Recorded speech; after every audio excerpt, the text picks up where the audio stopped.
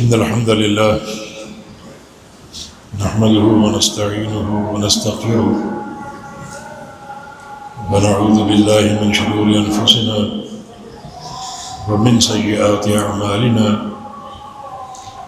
من يهده الله فلا مضل له ومن يضلله فلا هادي له وأشهد أن لا إله إلا الله وحده لا شريك له وأشهد أن محمدًا عبده ورسوله يا أيها الذين آمنوا اتقوا الله حق تقاته ولا تموتن إلا وأنتم مسلمون يا أيها الناس اتقوا ربكم الذي خلقكم من نفس واحدة وخلق منها زوجها وبث منهما رجالا كثيرا ونساء واتقوا الله الذي تساءلون به والأرحام إن الله كان عليكم رقيبا يا أيها الذين آمنوا اتقوا الله وقولوا قولا سديدا يصلح لكم أعمالكم ويغفر لكم ذنوبكم ومن يطع الله ورسوله فقد فاز فوزا عظيما أما بعد فإن خير الحديث كتاب الله وخير الهدي هدي محمد صلى الله تعالى عليه وسلم وشر الأمور محدثاتها وكل محدثة بدعة وكل بدعة ضلالة وكل ضلالة في النار من يطع الله ورسوله فقد رشد واهتدى ومن يعص الله ورسوله فقد ضل وغوى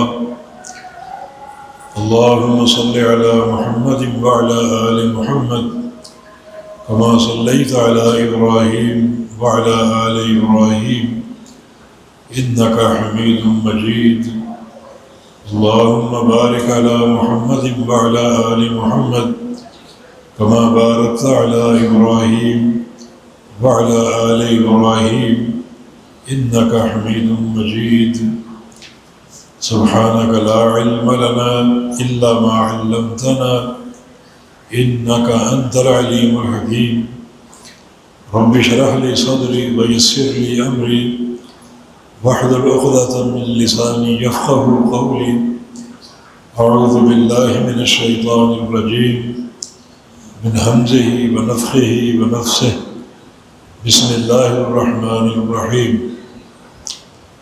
يا أيها الذين آمنوا اتقوا الله حق تقاته ولا تموتن إلا وأنتم مسلمون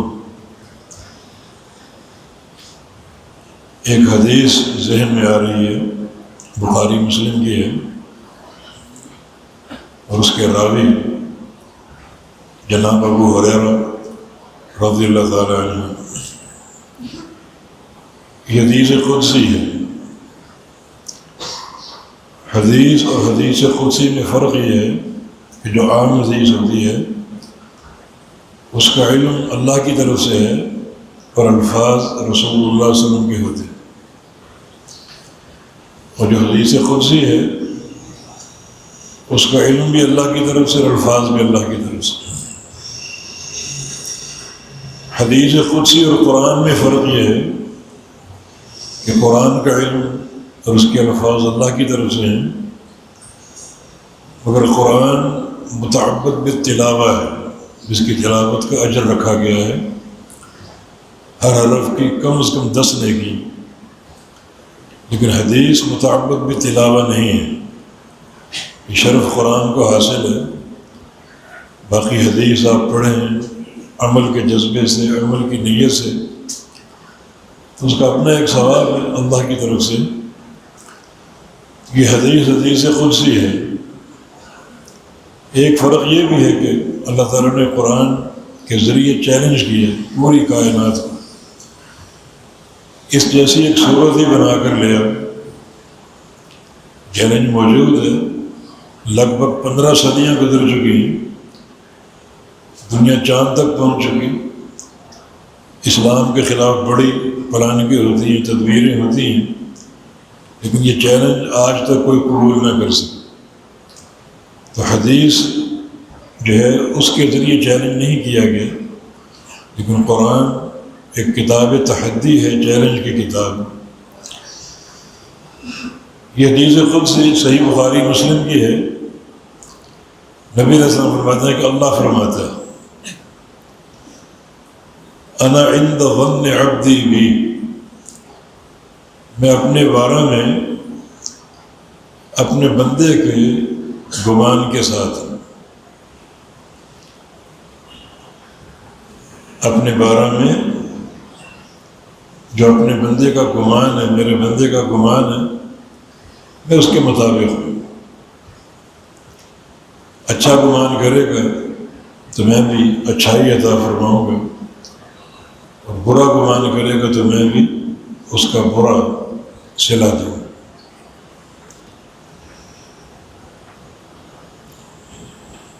اس حدیث کا معنی یہ ہوا کہ اللہ تعالیٰ سے ہمیشہ اچھا گمان ہونا چاہیے، اچھی امیدیں ہونی چاہیے۔ اس کی صراحت ایک اور حدیث ہے، جامع ترمذی کی حدیث ہے۔ نبی علیہ السلام کا فرمان ہے کہ الکیس من دان نفسہ وعمل لما بعد الموت والعاجز من اتبع نفسہ ہواها وتمنى علی اللہ۔ ایک عقل مند اور دانا اور بینا وہ بندہ ہے جو خود اپنا حساب لیتا رہے، اپنا محاسبہ کرتا رہے، اور اس کے نتیجے میں ایسے اعمال شروع کر دے جو مرنے کے بعد کام آئیں۔ یہ انسان کی دانائی اور اس کے شرف کی علامت۔ والعاجز، اور بیچارہ، بے وقوف، عاجز، نکمہ،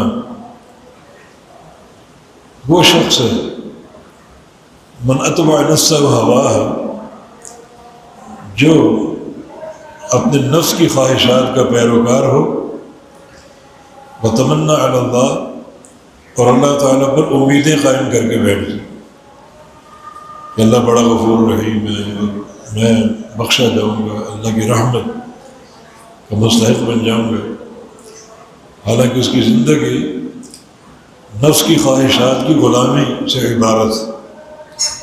یہ ایک عاجز انسان ہے، بالکل نکمہ اور بیچارہ اور بے بس انسان۔ اس حدیث نے واضح کر دیا کہ اللہ تعالیٰ کے ساتھ اچھا گمان، اچھی امید اور اچھی تمنا کا معنی کیا ہے۔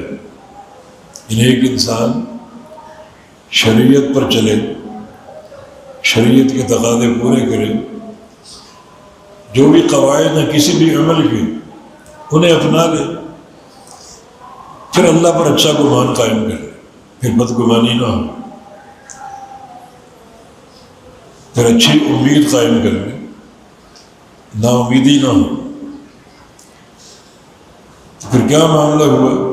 پہلے ایک عمل صالح یا ایک نیک زندگی شرعی قواعد کے مطابق، پھر اللہ پر اچھا گمان قائم کر لے، یہ اس کی رحمت کے ساتھ امیدیں وابستہ کرنا ہے، اور اس پر توکل کرنا ہے، اور اس کے فضل کو تلاش کرنا ہے، لیکن پہلے اس کی بنیاد کو درست کر لیں، پھر اچھا گمان کریں۔ ایک اور حدیث صحیح بخاری کی، اس سے مزید سمجھتے ہیں۔ فرمایا کہ 40 خصلۃ اعلاها منیحۃ العنز، من اتى بواحدۃ منهن رجاء ثوابها وتصدیق موعودها دخل الجنہ۔ 40 کام ہیں چھوٹے چھوٹے، ان کا ذکر نہیں، ہاں ایک کام کا ذکر ہے، وہ سب سے بڑا کام ہے، وہ ہے کسی بھائی کو بکری کا تحفہ پیش کرنا۔ کوئی مسکین ہے، غریب ہے، چھوٹے چھوٹے بچے ہیں، تو بکری کا تحفہ پیش کرنا، دودھ والی بکری، منیحۃ العنز، ایک حدیث میں اس کا سبب بیان ہے کہ تغدو بعانیۃ وتروح بعانیۃ، وہ بکری صبح کو اس کے بچوں کو ایک برتن دودھ کا بھر کے دے گی اور شام کو بھی اس کے بچوں کے لیے دودھ کا برتن بھرے گی، اس کے بچے سیر ہوں گے، دودھ پئیں گے۔ یہ سب سے اعلیٰ خصلت ہے۔ باقی 39 کام چھوٹے چھوٹے ہیں، اس سے چھوٹے ہیں، ان کی تحدید نہیں، وہ کام کوئی بھی ہو سکتا ہے۔ کوئی بھی سنت، مسجد میں داخل ہونا دعا پڑھتے ہوئے، سیدھا پاؤں اندر داخل کرتے ہوئے، مسجد سے نکلنا دعا پڑھتے ہوئے، الٹا پاؤں باہر نکالیں، بیت الخلاء میں جائیں الٹا پاؤں داخل کریں، دعا پڑھتے ہوئے جائیں، بیت الخلاء سے نکلیں سیدھا پاؤں باہر نکالیں اور دعا پڑھیں۔ یہ سارے چھوٹے چھوٹے کام ممکن ہے، یہی ہو، تحدید نہیں، ورنہ بندہ ایک ہی کام کو پکڑ کے بیٹھ جاتا۔ تو چھوٹے چھوٹے کام ہیں کہ سلام کرنا، سلام کا جواب دینا، چھینک مارنا، الحمدللہ کہنا، جواب یرحمک اللہ کہنا، جواب یہدیکم ویصلح بالکم کہنا، سارے چھوٹے چھوٹے کام۔ فرمایا کہ جو بندہ ان میں سے کوئی کام کر لے، لیکن 2 شرطیں ہیں، رجاء ثواب ہے، ایک اس کے ثواب کی امید، یہ اللہ پر اچھا گمان، جو ثواب مذکور ہے اس کی امید ہو پوری طرح، یعنی یقین کے ساتھ، وہ تصدیق موعود ہے، اور جو وعدہ اللہ کے نبی نے کیا ہے اپنی اس حدیث میں اس کو سچا جانا، یہ وعدہ حق ہے، سچ ہے، ثواب کا یقین بھی ہو، امید بھی ہو، اور وعدے کو سچا جانتا ہو۔ جو بندہ ان 40 خصائل میں سے ایک کام کرنے میں کامیاب ہو جائے، ان 2 شرائط کے ساتھ وہ جنت میں داخل ہو جائے۔ تو یہاں بھی عمل، اور عمل کے ساتھ حسن ظن، عمل کے ساتھ حسن ظن، اچھی امید اور حدیث کی تصدیق، نبی علیہ السلام کے فرمان کی تصدیق، اور جو ثواب مذکور ہے اس کا یقین۔ مثلا نبی علیہ السلام کی حدیث ہے، رکعت الفجر خیر من الدنیا وما فیہا، فجر کی 2 سنتیں پوری دنیا سے قیمتی، دنیا اور دنیا کے خزانے، دولتیں، ثروتیں ایک طرف ہوں، اور فجر کی 2 سنتیں ایک طرف ہوں۔ یہ 2 سنتیں قیمتی، دنیا بھر سے قیمتی۔ انسان سنتیں پڑھے صحیح نیت کے ساتھ، اخلاص کے ساتھ، اور اس امید، اس ثواب کی امید قائم کرنا، یہ نہ سوچے کہ مجھے کہاں ثواب ملے گا۔ یہ تو اللہ تعالیٰ کے وعدے میں ایک قسم کا شک کرنا ہے، حدیث میں تشکیک کے جراثیم چھوڑنا، تو ثواب کا یقین ہو، اور جو وعدہ ہے اس کو سچا جانتا ہو۔ یہ 40 خصائل میں سے کوئی ایک کام کرنے میں کامیاب ہو جائے، وہ جنت میں داخل ہو جائے۔ یہ حدیث اسی معنی میں ہے کہ میں اپنے بندے کے گمان کے مطابق، جو گمان کرے گا میرے ساتھ میں اس کے مطابق۔ ایک حدیث میں ان خیر فخیر وان شر فشر، اچھا گمان کرے گا اچھائی دوں گا، برا گمان کرے گا برائی دوں گا۔ تو اس کا پہلا مرحلہ کیا ہوگا؟ پہلا مرحلہ یہ ہے کہ ہم جو بھی عمل انجام دیں وہ عمل شرعی قواعد کے مطابق کریں۔ امام قرطبی رحمہ اللہ بہت بڑے مفسر تھے، ان کی تفسیر معروف ہے۔ وہ فرماتے ہیں کہ ظن الدعاء الاستجابہ،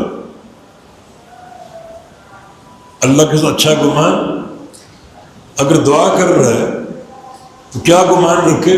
قبولیت کو، یہ نہیں کہ اندر سے مایوس ہے میری دعا کہاں قبول ہو، نہیں، ظن الدعاء الاستجابہ، دعا کرے تو قبولیت کا یقین کرے۔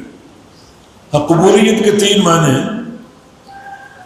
پہلا یہ کہ جو آپ مانگ رہے ہیں اللہ وہ عطا کر دے، یہ سب سے چھوٹا معنی ہے۔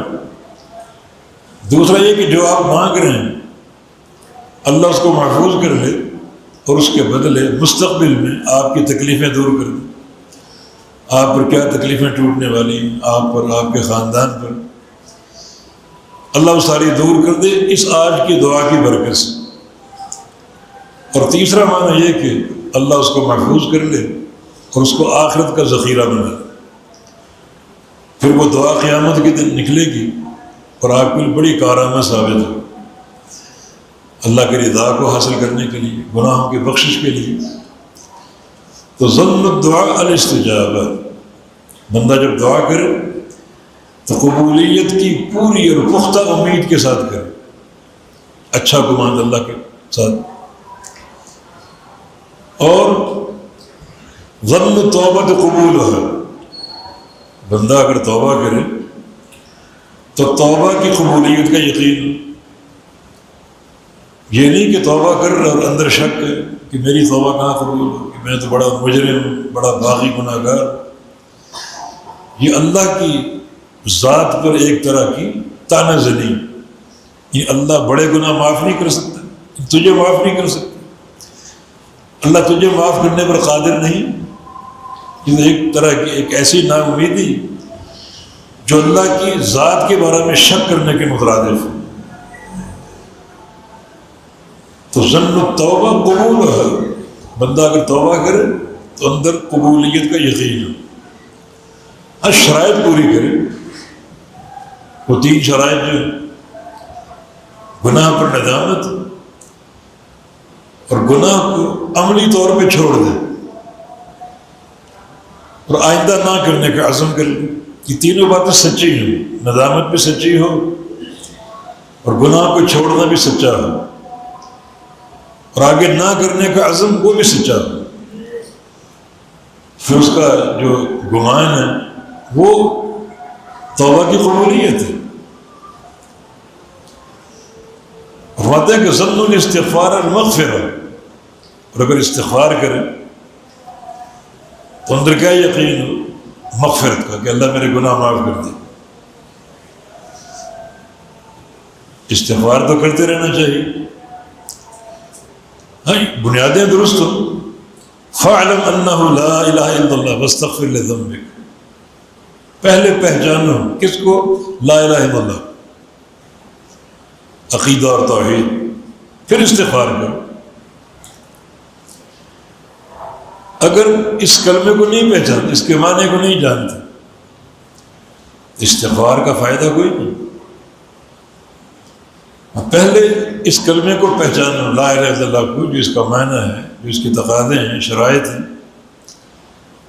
ان کو پہچانو اور دل و جان سے قبول کرو، پھر استغفار کرو۔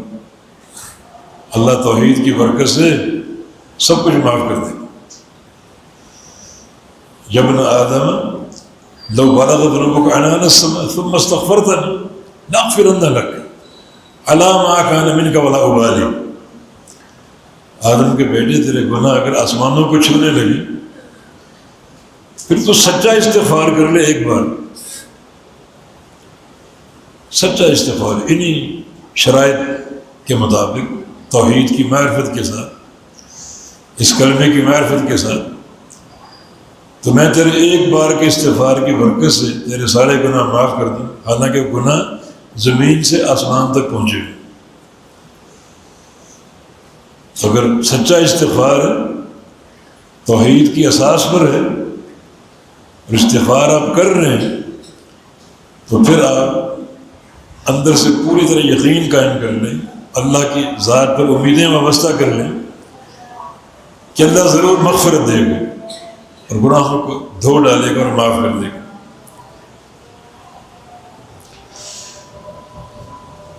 بظن العمل اجرہ، امام قرطبی کا یہ قول پیش کر رہا ہوں کہ جو بھی عمل کرو، عمل کرتے ہوئے یقین ہو کہ میرا عمل ضرور اجر کا مستحق ہو، اس عمل کے بدلے میں اجر کے خزانے ضرور ملیں گے، نا امیدی نہ ہو، بلکہ پورا یقین ہو، ایک امید واسق ہو، امید کامل ہو، عمل کا اجر ضرور ملے۔ ہاں عمل شرائط پر ہو، توحید تو شرط ہے ہی اساسی طور پر، لیکن ہر عمل کی قبولیت دو شرائط پر قائم۔ ایک اخلاص نیت ہے، عمل کرنے والا مخلص ہو اللہ کے لیے، ریاکاری نہ ہو، دکھاوا نہ ہو، نمود و نمائش نہ ہو، زندہ باد کے نعروں کی محبت نہ ہو، اور صرف اللہ کی رضا کے لیے یہ اخلاص۔ انما الاعمال بالنیات وانما لکل امرئ ما نویٰ۔ دوسری شرط ہے وہ عمل مطابق ہو نبی علیہ السلام کی سنت کی۔ یہ دو شرائط بدرجہ اتم موجود ہیں، ریاکاری نہ ہو بلکہ اخلاص ہو، اور بدعت نہ ہو بلکہ نبی علیہ السلام کی سنت ہے۔ اگر عمل کرو گے شرائط کے ساتھ تو پھر اس عمل کے بارے میں کیا یقین اور کیا امید ہے؟ اجر کی، جو اس کو اجر اللہ تعالیٰ فرمائے گا۔ حاجی حج پہ جا رہے ہیں، مسجد حرام کی ایک نماز 1,00,000 نماز کے برابر ادا کرے، اندر یقین ہو، شرائط پوری کر لے، یقین ہو یہ اجر ضرور ملے گا، اللہ کی ذات پر امید ہو، یہ امیدیں قائم رکھے۔ دن رات کی 5 نمازیں، جتنے دن قیام، 20 دن ہو، مہینہ ہو، ضربیں دے لیں، اس اجر کو لے کر لوٹیں گے، امید وابستہ کر لیں۔ نبی علیہ السلام یہ ایک دعا، رحمتک ارجو، یا اللہ میں تیری رحمت کا امیدوار، ہمیشہ تیری رحمت کے سہارے پر قائم، فلا تکلنی الی نفسی طرفۃ عین، مجھے میرے سپرد نہ کر دے۔ یہ کون دعا کر رہا ہے؟ سید المرسلین، امام الانبیاء۔ میری ہستی کچھ نہیں، تیرے سامنے تیری رحمت کی امید ہے، اسی کا سہارا مطلوب ہے، مجھے میرے سپرد نہ کر دے، ایک پلک جھپکنے کے برابر بھی میرے سپرد نہ کر دینا، اپنی رحمت کے سہارے پر قائم رکھنا۔ یہ سہارا لگاتار رہے، مسلسل رہے، تو جو بھی عمل کرے اس عمل کا جو بھی اجر ہے، جو بھی ثواب اللہ کے نبی نے بیان کیا ہے، اس کی پوری طرح امید رکھیں۔ یہ پہلا جملہ حدیث قدسی کا، انا عند ظن عبدی بی، اللہ فرما رہے کہ میں اپنے بارے میں اپنے بندے کے گمان کے ساتھ، اپنے بندے کے گمان کے ساتھ۔ یہاں ایک اور چیز قابل غور ہے کہ عبدی اپنا بندہ، میرا بندہ، جب اللہ کسی کو اپنا بندہ کہہ دے تو یہ لفظ ہی اس کے بیڑا پار ہونے کی دلیل، یہ بندہ کامیاب، اللہ اس کو اپنا بندہ کہہ دے۔ تو مانا پہلے اللہ کا بندہ تو بن جاؤ۔ اللہ کا بندہ بننے کا معنی یہ ہے کہ وہی رب اور خالق اور مالک ہے، مشکل کشا، حاجت روا ہے، وہی داتا ہے، وہی دستگیر ہے، وہی غوث ہے، اسی کو پکارا جائے تب اللہ کا بندہ بنے گا۔ اور اگر آپ کے قدم قدم پر داتے ہوں اور غوث ہوں، مشکل کشا، حاجت روا ہوں، لاکھوں درگاہیں جن کو پکارتے ہو، اس حدیث پر توجہ دینے کی کوئی ضرورت نہیں، آپ کا ہر گمان باطل، اساس ہی موجود ہے۔ انا عند ظن عبدی بھی، میرا بندہ میرے ساتھ جو گمان قائم کرے گا اس کے مطابق اس کو اجر دوں۔ تو جو بھی ایک اعمال کا اجر ہے، عمل کی نیکی ہے جو اللہ کے نبی نے بیان فرمائی، اللہ کے نبی کو سچا جانے، پوری طرح تصدیق کرے، اور اس اجر کا یقین کر کے اس عمل کو بجا لائے، پھر مایوس نہ ہو۔ وہ حدیث جو پیش کی، اس کا پہلا جملہ کیا ہے؟ یا ابن آدم انک ما دعوتنی ورجوتنی لاغفرن لک علی ما کان منک ولا ابالی۔ آدم کے بیٹے، جب تک تو 2 کام کرے میں تجھے بخشتا رہوں اور مجھے کوئی پرواہ نہیں۔ یہ مت سمجھنا کہ کوئی گناہ مجھ سے بڑا، اس کو بخشنے کی طاقت نہیں میرے اندر، یہ مت سمجھنا۔ ایک صحابی نے اسلام قبول کر کے پوچھا، یا رسول اللہ، اللہ مجھے بھی معاف کر دے گا؟ تجھے بھی معاف کر دے گا۔ الاسلام یہدم ما کان قبلہ، اسلام قبول کرنے سے سابقہ زندگی کے سارے گناہ معاف ہو جاتے ہیں۔ یا اللہ مجھے، یا رسول اللہ مجھے بھی معاف کر دے گا، تم نے کیا گناہ کیا؟ اس نے اپنی بچی کا قصہ بیان کیا کہ میں نے اس کو زندہ درگور کیا تھا۔ اس دور میں پیدا ہوئی جس دور میں بیٹیاں گھر میں رکھنا باعث عار تھا۔ بچی پیدا ہوئی اور میرے اندر اور میری بیوی کے اندر اس کی محبت پوری طرح جاگ رہی تھی۔ ہم نے اس کو چھپا لیا قوم سے، گھر سے کبھی باہر نہیں نکالا، حتیٰ کہ بڑی ہو گئی، 4 5 6 سال کی ہو گئی، لیکن بالآخر معاملہ کھل گیا، پتہ چل گیا۔ اب ملامتیں بتانے شروع ہو گئی، لوگ آر دلا رہے ہیں، تیرے گھر میں بیٹی، تیرے گھر میں بیٹی۔ تو میں نے پھر اس آر سے تنگ ہو کر، پریشان ہو کر بیٹی کو لیا اور کسی دور مقام پر لے گیا، اور وہاں اس کی قبر کا گڑھا کھود رہا ہوں۔ وہ معصوم مٹی سے کھیل رہی۔ جب قبر تیار ہوگی میں نے اس کو اٹھا کے قبر میں اتار دیا، اور مٹی ڈال، بیٹی دعائیاں دے رہی، مگر میں شقی القلب، اس کی ایک نسل مٹی ڈال کے زندہ دفن کر کے آ گئی۔ یا رسول اللہ یہ گناہ بھی معاف ہو جائے گا؟ فرمایا کہ ہاں یہ گناہ بھی معاف ہو جائے گا، اللہ ہر گناہ معاف کرنے پر قادر ہے۔ تو اے میرے بندے، آدم کے بیٹے، جب تک یہ 2 کام کرے، مجھے پکارے، کسی اور کو نہ پکارے، میرے ساتھ امیدیں قائم کرے، کسی اور کے ساتھ نہ کرے، تب تک میں بھی تجھے معاف کرتا رہوں گا، بخشتا رہوں گا، جیسے مرضی گناہ۔ کوئی گناہ مجھ سے بڑا نہیں، اللہ کا نام ہر شے سے بڑا ہے، اور اللہ ہر گناہ کو معاف کرنے پر قادر ہے۔ اچھی امیدیں وابستہ رکھو۔ تو یہ حدیث کا پہلا جملہ، انا عند ظن عبدی بھی، کہ میں اپنے بندے کے بارے میں اس کے گمان کے مطابق ہوں۔ میرا بندہ میرے سے اچھا گمان کر لے، میں اس کو پورا کروں گا، اس گمان میں اس کو رسوا نہیں ہونے دوں گا، اس کی لاج رکھوں گا۔ دوسرا جملہ، یہ ہمارا امتحان کہ ہم گمان رکھتے ہیں نہیں رکھتے۔ وَأَنَا مَعَهُ إِذَا ذَكَرَنِي، جب میرا بندہ میرا ذکر کرے تو میں بندے کے ساتھ ہوتا ہوں۔ ذکر سب کرتے ہیں ماشاءاللہ، نماز سے قبل، نماز کے بعد، نماز خود ایک ذکر۔ اللہ کا ساتھ ہونے کا تصور ہے کہ اللہ میرے ساتھ ہے، اس کا ذکر کر رہا ہوں۔ جب بندہ میرا ذکر کرے، بندے کے ساتھ ہوتا ہوں میں۔ ذکر تو ہوتا ہے روزانہ، بار بار ہوتا ہے، میں بندے کے ساتھ ہوں۔ ساتھ ہونے کا معنی کیا ہے؟ میں اس کے ساتھ ہوں، نصرت، مدد، حفاظت، کلاءت، رحمت، مغفرت، یہ سارے معنی اللہ کا ساتھ ہونا، ان پر یقین کیا جائے۔ ان حدیث کا پہلا جملہ اس جملے کی توثیق کر رہا ہے۔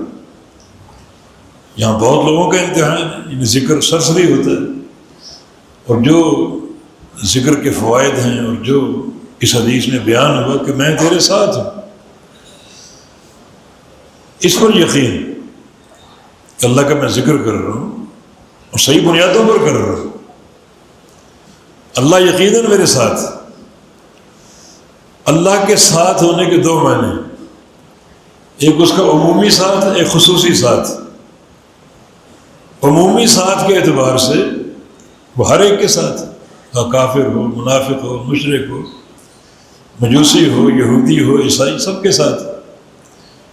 ساتھ ہونے کا معنی سب کی نگرانی کر رہے، سب کو گھیرے ہوئے، سب کا احاطہ کیے ہوئے، اور کوئی اللہ کی پکڑ سے بچ نہیں سکے گا، ایسا ساتھ۔ سب کو وہ گن چکے، ایک دانہ بھی اس کی تعداد اور شمار سے باہر نہیں ہو، پکڑے گا سب۔ یہ ساتھ ہونا عمومی معنی، اور ایک خصوصی معنی وہ مومن بندوں کے ساتھ، موحدین کے ساتھ، میں تمہارے ساتھ ہوں۔ یہ ساتھ ہونا باعتبار نصرت کے، باعتبار حفاظت کے، باعتبار رحمت اور مغفرت کے، میں تیرے ساتھ ہوں۔ واللہ ان اللہ مع الصابرین، اللہ صابرین کے ساتھ۔ یہ ساتھ عمومی نہیں، خصوصی ساتھ۔ اننی معکم اسمع و ارا، موسیٰ علیہ السلام ہارون علیہ السلام کو بھیجا فرعون کی طرف، اور کہ جاؤ جا کے حق بیان کرو، میں تمہارے ساتھ ہوں۔ فرعون کے ساتھ نہیں، یہ خاص معنی ہوگا کہ فرعون کے ساتھ نہیں، فرعون کے ساتھ ہوں مگر عمومی معنی میں، اس کو چھوڑوں گا نہیں۔ فرعون کو گن چکا ہوں، پکڑوں گا اس کو، ہمارے احاطے میں ہے وہ، لیکن تمہارے ساتھ ہوں معنی حفاظت کے اعتبار سے، نصرت کے اعتبار سے، تائید کے اعتبار سے۔ نبی علیہ السلام غار میں تھے، ابوبکر صدیق ساتھ تھے، ابو جہل ننگی تلوار لیے زہر آلود غار کے دھانے پر پہنچ گئے۔ ابوبکر صدیق کا بیان ہے رضی اللہ عنہ کہ جہاں اس کے پاؤں تھے، اگر وہاں اپنا سر جھکا کر دیکھتا تو ہم اس کو نظر آ جاتے، اس کے پاؤں ہمیں نظر آ رہے تھے، جھک کے وہاں سے دیکھتا ہم اس کو نظر آ جاتے۔ مجھے بڑا خوف محسوس ہوا، اپنا نہیں، اس قیمتی شخصیت کا جو میرے ساتھ تھا، محمد رسول اللہ صلی اللہ علیہ وسلم۔ میں ڈر رہا ہوں، خوف۔ ابوبکر لا تحزن ان اللہ معنا، ڈرو نہیں، اللہ ہمارے ساتھ، ہمارے ساتھ۔ 1.5-2 فٹ کا فاصلہ ہوگا ابو جہل میں اور نبی علیہ السلام، ابوبکر صدیق، 1.5-2 فٹ کا فاصلہ ہوگا، کچھ زیادہ بھی ہو سکتا۔ اللہ ہمارے ساتھ، ابو جہل کے ساتھ نہیں۔ یہ خصوصی ساتھ ہے جس میں نصرت ہے، تائید ہے، حفاظت ہے۔ ویسے اللہ سب کے ساتھ ہے، ان اللہ معکم حیثما کنتم، جہاں بھی ہو اللہ تمہارے ساتھ۔ کوئی بندہ اللہ کی نگرانی سے باہر نہیں، اس کے احاطے سے باہر نہیں، یہاں خصوصی ساتھ ہے۔ میں اپنے بندے کے ساتھ ہوں، کب؟ اذا ذکرنی، جب میرا ذکر کرے۔ بہت بڑی فضیلت ہے، جب اللہ کا ذکر کر رہے ہوں تو اپنے اندر یقین پیدا کریں کہ اللہ ہمارے ساتھ ہے، اس کی تائید اور اس کی نصرت، مغفرت اور اس کی رحمت ہمیں حاصل ہوگی یقینی طور پر۔ یہ ذکر کرتے ہوئے یہ معنی اندر موجود ہو، اس سے غافل نہ ہو۔ میں بندے کے ساتھ ہوں، میرا بندہ جب بھی ذکر کرے۔ پھر اگر ذکر کی تفصیل ہے، وہ تفصیل بنیادی طور پر قرآن میں موجود ہے۔ فَاذْكُرُونِي أَذْكُرْكُمْ، تو میرا ذکر کرو، میں تمہارا ذکر کروں۔ یہ بھی یقینی خبر ہے۔ مانا جب آپ اللہ کا ذکر کر رہے ہوں، نا امیدی نہ ہو، یقین سے کہ اللہ میرا ذکر کر رہا ہے عرش معلیٰ پر۔ حدیث میں آتا ہے بندہ جو ذکر کرتا ہے اس کے ذکر کی بنبناہٹ عرش پر گونجتی، فرشتے کہتے ہیں یہ فلاں بندے کا ذکر۔ کوئی بندہ اپنے آپ کو چھوٹا نہ سمجھے کہ میں اس قابل کا ہوں، یہ نا امیدی غلط ہے۔ اس کے ذکر کی بنبناہٹ جیسے مکھیاں 10 12 20 25 جمع ہوں اور گھوم رہی ہوں تو بنبناہٹ سنائی دیتی، اس طرح بندے کا ذکر اوپر گونجتا، فرشتے گواہی دیتے یہ ذکر فلاں بندے کا۔ اپنے آپ کو اس سے قاصر نہ سمجھو، جب ذکر کر رہے ہیں بنیادیں صحیح ہوں، کوئی عقیدے کی، توحید کی صحت، اور ذکر میں کوئی بدعت نہ ہو۔ آج شیطان نے ذکر جتنا افضل ایک امر ہے، اتنا شیطان نے وار کر کر کے لوگوں کو ذکر کے حقیقت سے دور کر دیا۔ ذکر میں ڈرامے، تکلفات، بتیاں بجاؤ، اجتماعی ذکر کرو، تسبیح کے دانے پھیرتے جاؤ، تسبیح پر پڑھتے جاؤ۔ سب بدعت ہے. یہ حلقے اور یہ اجتماعی ذکر اور تصویروں پر ذکر سب بدعت ہے. شیطان ایک انتہائی عمدہ شے کو ان بدعات اور خرافات سے ملا کر بندے کو ناکام کر دیتا. ہاں بندہ اگر سنت کے مطابق کر وہ شمائم امدادیہ میں یہ بھی ڈرامہ ہے کہ لا الہ الا اللہ کا ذکر کرو، آواز ناف سے نکالو، ناف سے لا الہ پڑھتے ہو، ناف سے آواز کو اوپر لے جاؤ اور اس کو ناک میں روک لو، اس کو ناک میں روک لو. یا آپ کی تھراپی ہو رہی اور جب الا اللہ کہو تو سینے پر ضرب لگو، سینے پر ضرب لگو. یہ ذکروں کی اقسام، کوئی سہروردی طریقہ، نقش بندی طریقہ، چشتی اور قادری طریقہ، عربی علاقوں میں رفاعی، شاذلی اور حسینی طریقہ، یہ دین ہے. اللہ فرما رہا ہے دین میں پورے داخل ہو جاؤ، ادخلوا فی السلم کافہ. اگر یہ دین ہے تو صحابہ پھر پورے داخل نہیں ہوئے. یہ ساری خرافات صحابہ کے دور میں نہیں تھی. ان کو خرافات مانو اگر صحابہ کے مقام کو جانتے، اور اگر نہیں یہ دین ہی ہے، اسرار ہے، تو پھر صحابہ اس آیت پر عمل نہیں کر سکتے. ادخلوا فی السلم کافہ، اسلام میں پورے داخل ہو جاؤ، پورے داخل نہیں. صحابہ نہیں جانتے تھے شب برات کیا ہوتی، صحابہ نہیں جانتے تھے معراج کی رات کی عبادتیں کیا ہیں، صحابہ نہیں جانتے تھے ربیع الاول کے جلوس اور اس کی حقیقتیں کیا ہیں، صحابہ نہیں جانتے تھے محرم اور اس کے جلوس اور اس میں بدعات. اگر یہ سارا دین ہے تو صحابہ پورے دین میں داخل نہیں ہوئے تھے. تم داخل ہو گئے، نعوذ باللہ. اللہ کے نبی بھی نہیں تھے، آپ نے بھی یہ کام نہیں کیا. تو فضیلت بہت بڑی ہے. فاذکرونی اذکرکم، تم میرا ذکر کرو میں تمہارا ذکر کروں. اذ ذکرنی فی نفسہ ذکرتہ فی نفسی وَإِن ذَكَرَنِ فِي مَلَئٍ ذَكَرْتُ فِي مَلَئٍ هُمْ خَيْرٌ مِّنْهُمْ. میرے بندے تو میرا ذکر کرے اکیلے تنہا اپنے نفس میں، بالکل پوشیدہ اور سری. میں تیرا ذکر کروں گا تنہا بالکل. تو مجھے اپنے نفس میں یاد کر، میں تجھے اپنے نفس میں یاد کروں. اللہ کے لیے صفت نفس ثابت ہے. قرآن میں بھی یحذرکم اللہ نفسہ، تمہیں اللہ ڈراتا ہے اپنے نفس سے. مانا اللہ کی ذات، انسان کا بھی نفس ہے، اللہ کا بھی. انسان کا نفس کیسا جیسا اس کے لائق ہے، اللہ کا کیسا جائے اس کے لائق. نفس کے لفظ میں اشتراک ہے، مخلوق کے لیے بھی، خالق کے لیے بھی. لیکن نفس المخلوق کما یلیق بذاتہ، جیسے مخلوق کے لائق. نفس الرحمن کما تلیق بذاتہ، رحمان کا نفس کیسا جیسا اس کے لائق.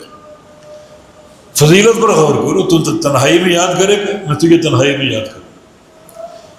اس کو بولتے ہیں الجزاء من جنس العمل. جیسا عمل ہے ویسے جزا دوں، ویسے جزا دوں. روزے رکھے ہیں، بالکل سری مخفی عمل ہے، میں نے روزے کی جزا کو بھی چھپا لی. رات کا قیام کرتا ہے اندھیرے میں اپنے کمرے کی تنہائی میں، اس کا میں نے ثواب چھپا رکھا ہے. کوئی نہیں جانتا کہ میں نے تمہاری آنکھیں کیسی ٹھنڈی کرنی. تو جزاء من جنس العمل ہے. وَإِن ذَكَرَنِي فِي مَلَئٍ ذَكَرْتُ فِي مَلَئٍ خَيْرٌ مِّنْهُمْ وَهُمْ خَيْرٌ مِّنْهُمْ. اور اگر بندہ لوگوں میں بیٹھ کے، جماعت میں بیٹھ کے مجھے یاد کرے گا تو میں الملأ الاعلیٰ، جو فرشتوں کی سب سے بڑی جماعت ہے، ان کے ساتھ تجھے یاد کروں. لوگوں کے ساتھ جماعت میں یاد کرنے کا معنی کیا ہے؟ یہ حلقے قائم کرنا اور یہ اجتماعی ذکر اور یہ نہیں. اذان ہوئی، مسجد میں آپ آ گئے، سنتیں پڑھ کے آپ بیٹھے ہوئے ہیں اور جماعت بیٹھی ہوئی ہے، اپنا اپنا ذکر کر رہے ہیں سب. یہ ہے جماعت میں ذکر کرنا. نماز پڑھی با جماعت، یہ بھی اجتماعی ذکر. امام نے سلام پھیرا، اب آپ اذکار کر رہے ہیں، 33 بار سبحان اللہ، الحمدللہ، اللہ اکبر، آیت الکرسی پڑھتے ہیں، معوذتین پڑھتے ہیں، اپنا اپنا پڑھ. یہ اجتماعی ذکر ہے. یہ ذکر کرنا جماعت کے اندر، حلقوں کو قائم کرنے کا تکلف کرنا، کینکریوں کے ڈھیر لگانا، گٹھلیوں کے ڈھیر لگانا، اجتماعی ذکر کرنا کسی امیر کے تحت، کوئی چیز ثابت نہیں۔ سنن دارمی کی حدیث، عبداللہ مسعود کا قصہ آپ سنتے رہتے، جب انہوں نے دیکھا ایک قوم کو اجتماعی ذکر کر لی، ایک ان کا امیر ہے، 100 دفعہ سبحان اللہ، 100 دفعہ الحمدللہ، 100 دفعہ لا الہ الا اللہ، 100 دفعہ اللہ اکبر، اور لوگ کہتے وَلَقَدْ جِئْتُمْ بِدْعَةً ظُلْمًا، جناب ابن مسعود نے فرمایا کہ تم نے میرے نبی کے دین کو ظلم کرتے ہوئے ایک بدعت کو جاری کی۔ اے قوم شرم کرو، اللہ کے نبی کے جوتے موجود ہیں، کپڑے موجود ہیں، برتن موجود ہیں، ما اسرع ہلاکتکم، اتنی جلدی تم برباد ہو گئے، آپ کی نشانیاں موجود ہیں اور تم اتنی جلدی برباد ہو گئے۔ اس کو بدعت کہا، گمراہی کہا، لمبی تقریر ان کی موجود ہے۔ تو ذکر اتنا افضل عمل ہے، اللہ یاد کر رہا ہے، لیکن اسی عمل کو شیطان نے پوری طرح خراب کرنے کی کوشش کی، بدعات کو اس میں داخل کر، لَأُزَيِّنَنَّ لَهُ، شیطان نے کہا تھا راستہ تیرا ہوگا، اپنی سجاوٹ کے ساتھ پیش کرو۔ یہ سبحان اللہ، الحمدللہ، اللہ اکبر، اللہ کا راستہ، یہ اللہ کی تعلیم ہے، سجاوٹ میری ہوگی، یہ حلقے بتیاں بجھاؤ، اجتماعی ذکر کرو، اور جناب ضربے لگا لگا کر ذکر کرو، یہ شیطان کی سجاوٹ ہے، تو پھر ذکر وہ قابل قبول نہیں۔ نبوی جو طریقہ ہے جو صحابہ کرتے تھے اور ہم تک پہنچا، اس طریقے سے ذکر کرو، میں تمہارا ذکر کروں گا، تنہائی میں کرو گے میں تنہائی میں کروں گا، لوگوں کے بیچ بیٹھ کے کرو گے تو میں ملائکہ کی جماعت میں کروں گا، تمہیں یاد کروں گا۔ کتنی بڑی فضیلت ہے۔ جو پہلا جملہ ہے میں اپنے بندے کے گمان کے ساتھ ہوں، اس کا تقاضا یہ کہ ان ساری خبروں کو مانتے جاؤ۔ یہ ذکر کے فضائل، اللہ کا ساتھ ہونا، اللہ کا ذکر کرنا، تنہائی میں کر لوں پورا یقین ہو اللہ عرش پر میرا ذکر کر رہے، جماعت میں کر رہے پورا یقین ہو اللہ فرشتوں کی جماعت میں میرا ذکر کر رہے۔ آگے کچھ اور خبریں بھی ہیں،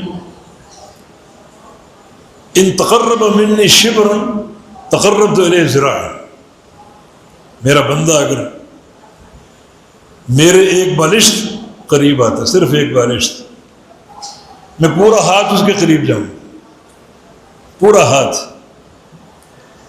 یعنی بندے کا جو عمل ہے اس سے بڑھ چڑھ کر کئی گنا زیادہ عطا کروں۔ بندے کا قریب آنا ذکر کے ساتھ ہے۔ ایک اور حدیث جس میں نبی علیہ السلام کا فرمان ہے،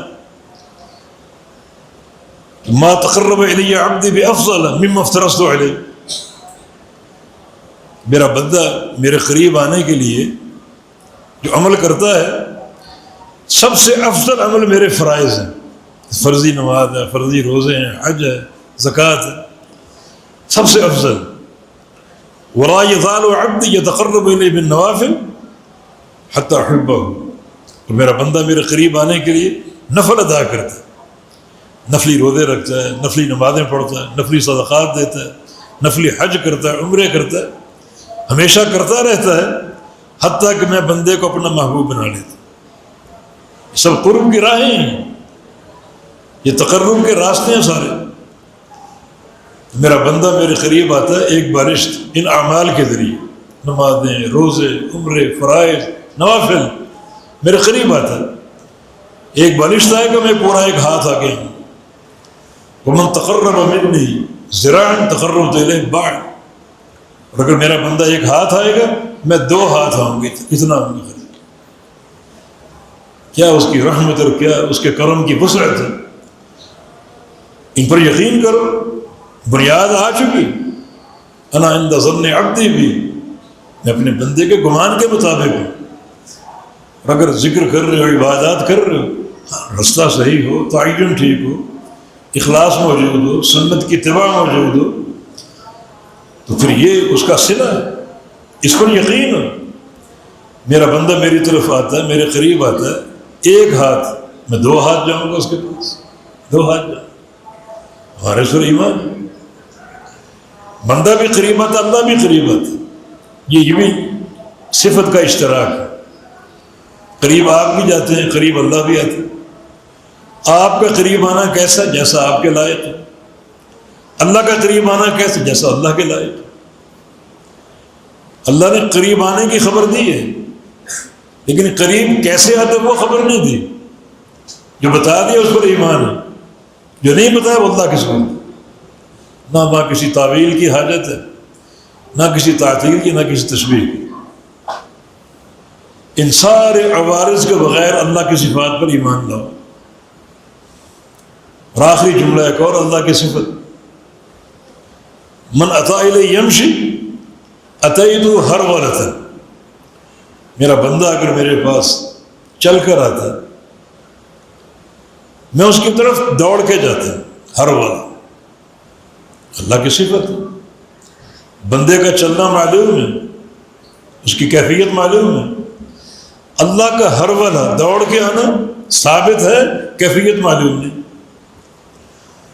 جو چیز ثابت اور معلوم ہے اس پر ایمان ہے، اور جو چیز ہمارے علم کے احاطے سے دور ہے، ہماری رسائی نہیں ہے، وہ اللہ کے سپرد۔ آفت وہ لوگ بنتے ہیں جو اللہ کی صفات میں من مانی کی تعویلیں کرتے ہیں، اللہ پر قول بلا علم، تعویلوں کی آڑ میں اسماء و صفات کا انکار کرتے ہیں۔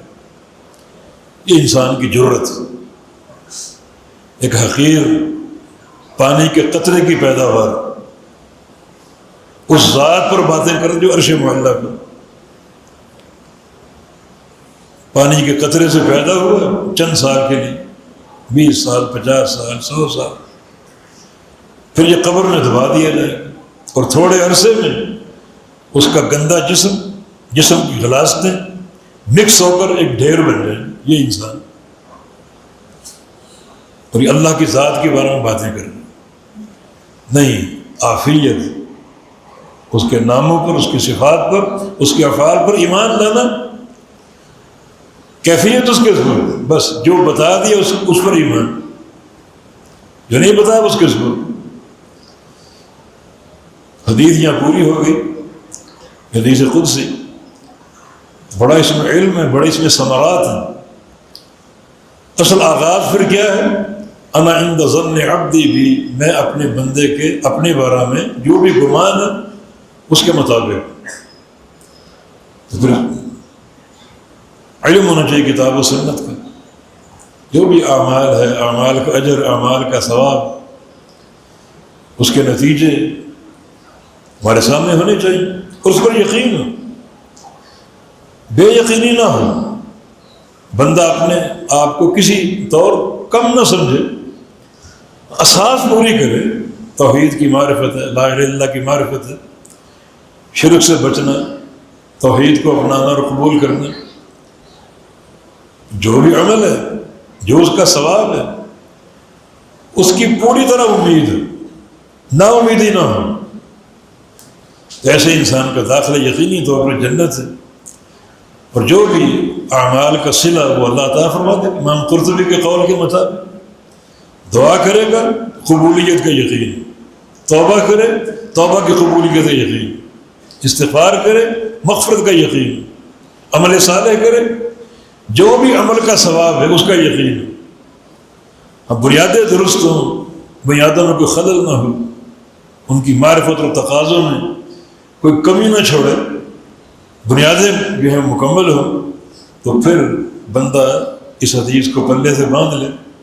اور نبی علیہ السلام کے ایک اور حدیث کہ لا تموتن الا وانتم تحسنون الظن باللہ، صحیح مسلم کی حدیث ہے کہ تم نہ مرو مگر اچھا گمان لے کر، اللہ کے ساتھ اچھا گمان لے کر مرو۔ اس لیے سلف صالحین محدثین یہ فرماتے ہیں کہ جب کوئی بندہ مرض الموت میں ہو تو اس کے ساتھ بشائر رکھے اس کے عمل صالح، کہ تم نے تو فلاں عمل کیا، فلاں عمل کیا، تم نے فلاں مسجد نہیں بنائی، تم نے فلاں کنواں نہیں کھدوایا، تم نے فلاں مقام پر یتیم خانہ نہیں بنوایا، اس کی نیکیاں شمار کرو، وہ ریاکاری کا وقت نہیں، اس کے اندر اللہ کی ذات کے بارے میں اچھا گمان پیدا کرو، مسجد کا یہ ثواب ہے، جنت میں گھر بن جائے گا، اور قیامت کے روز اس مسجد میں جو بھی نمازیں پڑھی گئیں، سجدے کیے گئے، قیام کیے گئے، تلاوت کی گئی اور دروس سنے گئے، ایک ایک حرف صدقہ جاریہ بن جائے۔ اچھی امیدیں اس کو دلاؤ، اچھائیاں ذکر کرو، اس موقع پر ان کو اللہ کی رحمت سے مایوس نہ کرو، دور نہ کرو، بلکہ رحمت کو پیدا کرنے اور قائم کرنے کی باتیں کرو، لا الہ کی تلقین کرو۔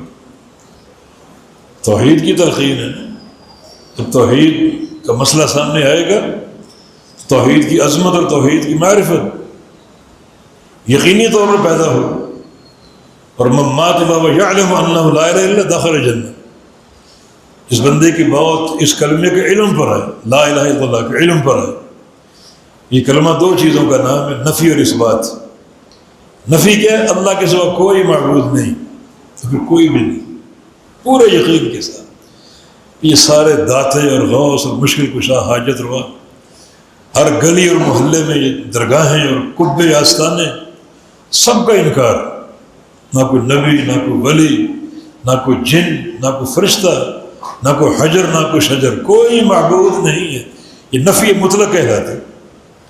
اثبات مقید، اثبات صرف ایک ذات کے بارے میں بس، وہاں کوئی دوسری چوائس ہے ہی نہیں، اور وہ ذات اللہ کی۔ اثبات مقید کہ پورا مقید ہو کر اللہ کی ذات کا اثبات کہ وہ اکیلا معبود حق، اس کلمے کا علم ہے۔ یہ اساس اگر قائم ہو گئی تو پھر یقیناً اس علم کے ساتھ بندے کا جانا دنیا سے اللہ کے یہاں بڑے اجر کا باعث ہوگا، اور وہ انسان جنت میں داخل ہوگا، نبی اسلام کا فرمان۔ تو اللہ تعالیٰ ہمیں جو اس حدیث میں جو مندرجات یا جو مضامین ہیں ان کا فہم عطا فرما دے، اور ان حقائق پر عمل کرنے کی توفیق عطا فرما دے۔ اقول قولی ھذا واستغفر اللہ لی ولکم، وآخر دعوانا ان الحمد للہ رب العالمین۔